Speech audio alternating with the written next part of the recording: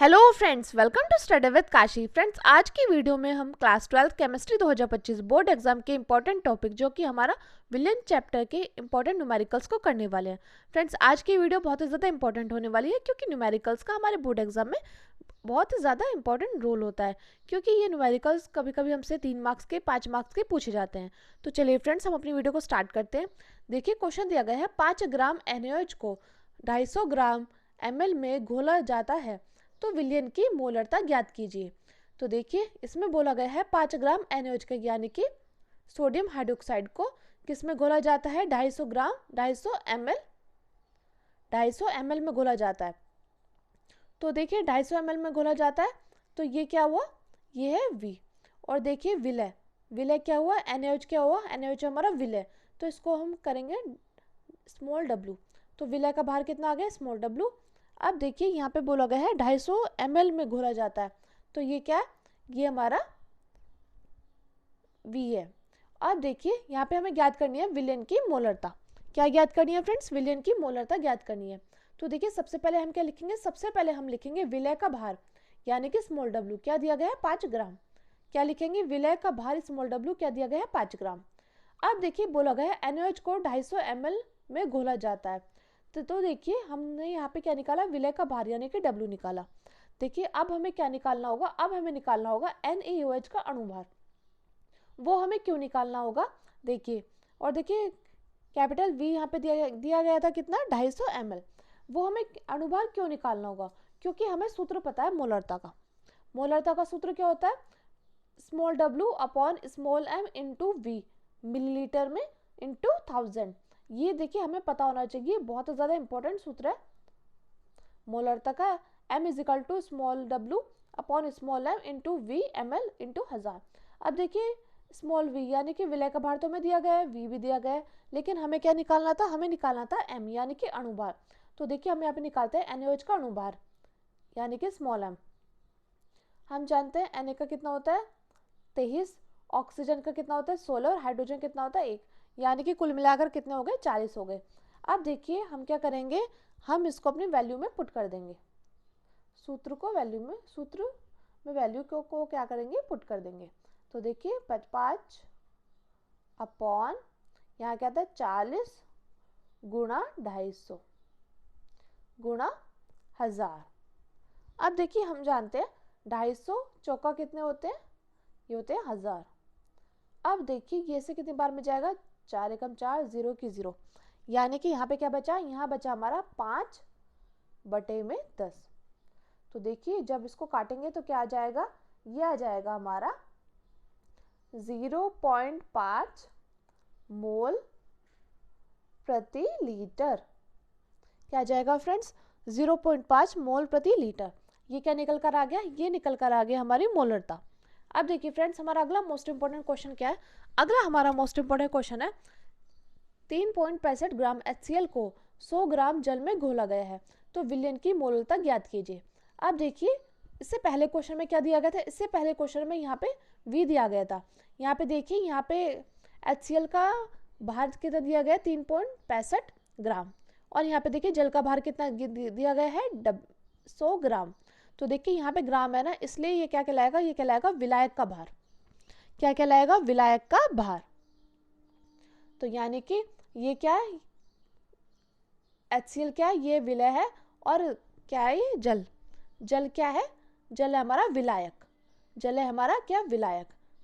अब देखिए विलय का भार हम लिखते हैं 3.65 ग्राम, और देखिए हमें क्या निकालना होगा, हमें निकालना होगा HCl का अणुभार। तो देखिए वो कैसे निकालेंगे, हाइड्रोजन कितना होता है 1 होता है, और क्लोरीन का कितना होता है 35.5, यानी कि हमारा कुल मिलाकर आ गया 36.5। अब देखिए लिखा है विलायक का भार, तो विलायक यानी कि जल का, तो विलायक का भार कैपिटल W क्या है 100 ग्राम। क्या है फ्रेंड्स, 100 ग्राम। विलायक का भार कितना है 100 ग्राम। अब देखिए हमें यहाँ पे क्या निकालनी है, हमें निकालनी है मोललता। क्या निकालनी है, मोललता। तो मोललता M dash is equal to small w upon small m into capital W gram में और इंटू 1000। तो देखिए जब हम इसको काटेंगे तो क्या आ जाएगा, इस सूत्र में हम पहले क्या करेंगे, वैल्यू को पुट करेंगे। तो विलय का भार कितना था 3.65, और हमारा अणुभार क्या निकल कर आया है, अणुभार निकल कर आया है 65.5।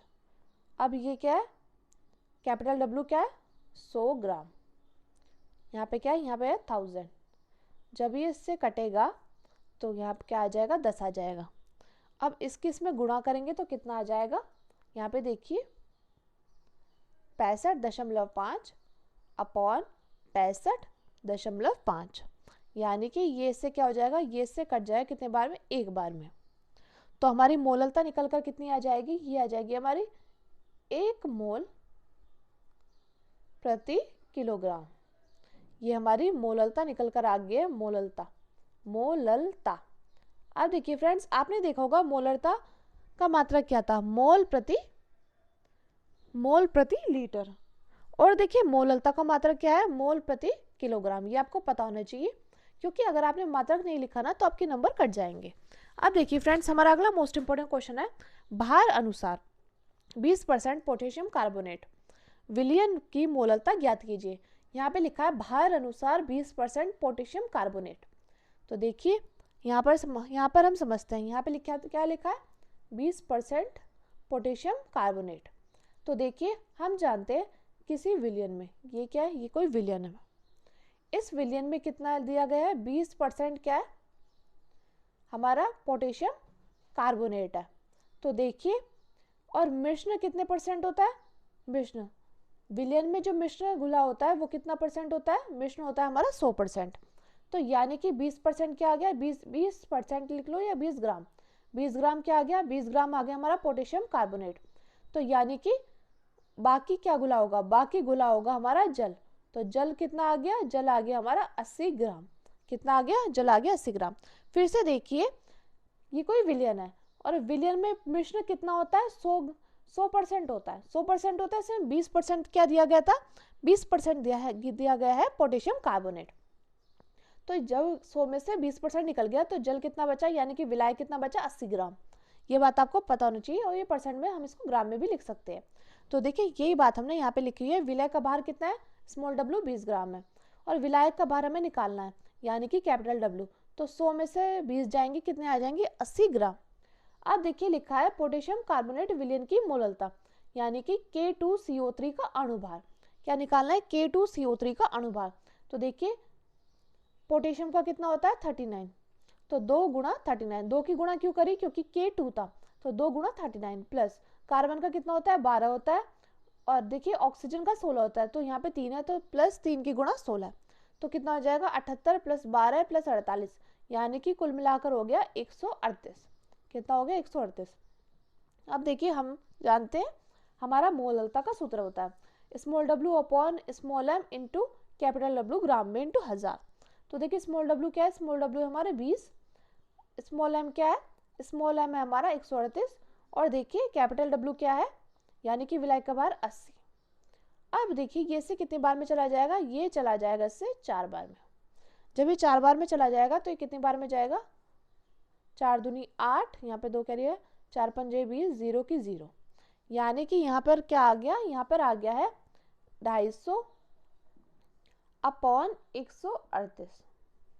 और जब हम इसको काटेंगे तो कितना आ जाएगा, 1.8 मोल प्रति किलोग्राम। ये हमारा मोललता का मात्रक है, मोल प्रति किलोग्राम। मैं उम्मीद करती हूँ फ्रेंड्स आपको ये क्वेश्चन अच्छे से समझ में आया होगा। चलिए अब हम अपने अगले क्वेश्चन को देखते हैं, जो कि है यहाँ पे देखिए अगला इंपॉर्टेंट क्वेश्चन है हमारा, 72 ग्राम जल तथा 92 ग्राम एथिल अल्कोहल के मिश्रण में दोनों का मोल प्रभाव ज्ञात कीजिए। हमें यहाँ पे 72 ग्राम जल दिया गया है और 92 ग्राम एथिल अल्कोहल दिया गया है। अब हमें क्या निकालना है, हमें निकालना है मोल प्रभाव दोनों का, या इसको मोल अंश भी बोलते हैं। तो हम क्या करेंगे, एक साइड हम H2O लिख देंगे यानी कि जल, एक साइड हम एथिल अल्कोहल लिख देंगे यानी कि C2H5OH। अब देखिए यहाँ पे कितना दिया गया है, यहाँ पे दिया गया है विलय का भार कितना 72 ग्राम, और यहाँ पे एथिल अल्कोहल का 92 ग्राम। अब हम क्या निकालेंगे, हम निकालेंगे अणुभार। तो अणुभार निकालेंगे, हम जानते हैं हाइड्रोजन का कितना होता है 1, तो 2 गुणा 1 प्लस ऑक्सीजन कितना होता है 16, यानी कि जल का अणुभार निकल कर आ गया 18। इसी प्रकार हम क्या निकालेंगे, इसी प्रकार हम C2H5OH का अणुभार निकालेंगे। तो देखिए हम जानते हैं कार्बन कितना होता है 12, तो 2 की गुणा 12 प्लस 5 की गुणा 1 प्लस ऑक्सीजन कितना होता है 16 प्लस हाइड्रोजन, यानी कि कुल मिलाकर आ जाएगा 46। अब हम लोग क्या करेंगे, अब हम लोग करेंगे मोलों की संख्या निकालेंगे। तो मोलों की संख्या NH2O बराबर W/M। W कितना था, 72 था, और अणुभार कितना था, 18। तो इससे कटेगा 4 बार में। अब देखिए इसी प्रकार यहाँ पे हम एथिल अल्कोहल की मोलों की संख्या निकालेंगे। तो W/M, तो W कितना था, W था हमारा 92 और ये था 46, तो ये जाएगा 2 बार में। अब देखिए हम क्या करेंगे, यहाँ पे NH2O की मोलों की संख्या आ गई 4 और एथिल अल्कोहल के मोलों की संख्या आ गई है 2। तो हम क्या करेंगे, कुल मोलों की संख्या निकालेंगे, यानी कि 4 + 2 कर देंगे। अब देखिए हम क्या निकालेंगे, हम निकालेंगे मोल प्रभाज। इसे किससे प्रदर्शित करते हैं, काई से। इसको मोल प्रभाज और मोलंश दोनों ही कहते हैं, या तो आप मोलंश लिख सकते हैं या मोल प्रभाज। अब देखिए काई H2O। अब देखिए यहाँ पे जल के मोलों की संख्या अपॉन कुल मोलों की संख्या, ये इसका सूत्र होता है, जल के मोलों की संख्या अपॉन कुल मोलों की संख्या। तो जल के मोलों की संख्या कितनी थी, 4, तो 4/6, तो कितना आ गया, 2/3। अब देखिए इसी प्रकार हमारे एथिल अल्कोहल के मोलों की संख्या कितनी थी, 2, और कुल मोलों की संख्या कितनी है, 6। तो इससे कितने बार में, 1/3। तो यानी कि हमारा जल का और एथिल अल्कोहल का मोल प्रभाव निकल कर आ गया है, जल का 2/3 और एथिल अल्कोहल का 1/3। अब देखिए फ्रेंड्स हमारा अगला मोस्ट इंपोर्टेंट क्वेश्चन है, 36 ग्राम जल, 36 ग्राम जल 46 ग्राम एथिल अल्कोहल तथा 32 ग्राम एथिल अल्कोहल मिलाकर एक मिश्रण बनाया जाता है, विलियन में प्रत्येक का मोल प्रभाव ज्ञात कीजिए। अब इसमें हमें 3 कंपाउंड दिए गए हैं, एक तो जल, एथिल अल्कोहल और मैथिल अल्कोहल। तो देखिए जल का क्या है, W 36 दिया गया है और M इसका अणुभार हमने 18 निकाला था।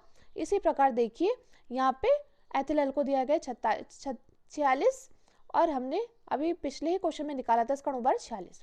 अब देखिए यहाँ पे है मैथिल अल्कोहल, तो इसका अणुभार कितना दिया गया है, इसका भार दिया गया है 32 और इसका अणुभार निकालना है। तो कार्बन का 12 प्लस हाइड्रोजन कितना होता है, 1, यानी कि 3 × 1 प्लस ऑक्सीजन का 16 प्लस हाइड्रोजन का कितना, 1, यानी कि कुल मिलाकर आ गया है 32। अब हम निकालेंगे मोलों की संख्या। तो देखिए जल के मोलों की संख्या W/M, यानी कि 36/18, ये कितनी निकल आ गई है, 2। अब देखिए इसी प्रकार NB, तो ये कितना था, W/M, यानी कि 46/46, यानी कि 1। यहाँ पे देखिए मैथिल अल्कोहल के मोलों की संख्या यानी कि W/M, तो 32/32, यहाँ पे आगे 1। अब हम लोग क्या करेंगे, हम लोग यहाँ पे करेंगे कुल मोलों की संख्या। तो 2 + 1 + 1, यानी कि कितने आ गई, 4। अब देखिए हम निकालेंगे जल का मोल प्रभाज, यानी कि जल के मोलों की संख्या अपॉन कुल मोलों की संख्या। तो 2/4, यानी कि आगे इसका आंसर 1/2। इसी प्रकार हम एथिल अल्कोहल के मोलों की संख्या निकालेंगे। तो एथिल अल्कोहल के मोलों की संख्या अपॉन कुल मोलों की संख्या, तो 1/4। देखिए इसी प्रकार हम मैथिल अल्कोहल के मोलों की संख्या निकालेंगे, मैथिल अल्कोहल के मोल की संख्या अपॉन कुल मोलों की संख्या, यानी कि 1/4। तो हमारा यहाँ पे निकल कर आ गया है जल का, एथिल अल्कोहल का और मैथिल अल्कोहल का मोल की संख्या। मैं उम्मीद करती हूँ फ्रेंड्स आपको ये क्वेश्चंस अच्छे समझ में आए होंगे, और अगर आपको वीडियो हेल्पफुल लगी हो तो प्लीज़ ज़्यादा से ज़्यादा लोगों में शेयर ज़रूर करिएगा और ज़्यादा से ज़्यादा लाइक ज़रूर करिएगा। और अगर आपको इसका दूसरा पार्ट भी चाहिए तो आप कमेंट कर ज़रूर बताना। तो चलिए फ्रेंड्स आज की वीडियो में बस इतना ही। Thanks for watching. और आपको अगर किसी भी टॉपिक पर वीडियो चाहिए तो आप कमेंट कर ज़रूर बताइएगा। तो चलिए फ्रेंड्स आज की वीडियो में बस इतना ही। Thanks for watching.